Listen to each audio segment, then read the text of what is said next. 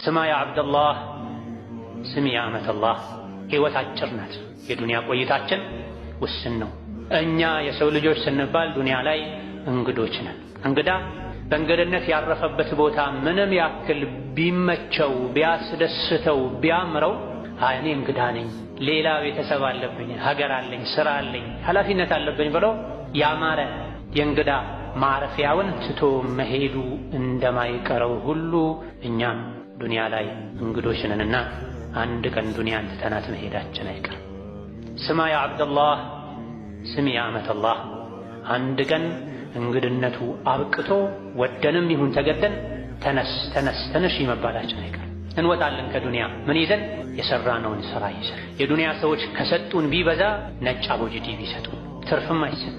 ተቆርጦ ተቀጥሎ ተሰፍቶ በሷ ተሸፍነን እንሸኛለን። የያዝነውን ስራ ይዘን ነው የምንሄደው። ስለዚህ ሕይወት አጭር ናት። ልጅነት፣ ወጣትነት፣ ስሜት፣ ስልጣን፣ ጥጋብ ይሄን ሊያስረሳን አይገባም። ከዱንያ መውጣታችን አይገባም። ኩሉና ራሂሉን ተጓዦች ነን ሁላችን። ምን ይዘን እንጠይቅ ራሳችን። ጉዞው ረዥም ነው። አንድ ቀን ያበቃል አይቀርም። ከሄደም በኋላ ተመልሶ መጥቶ ማስተካከል የሚባል ነገር የለምና የዱንያ ሕይወት ሊሸነግለን አይገባም።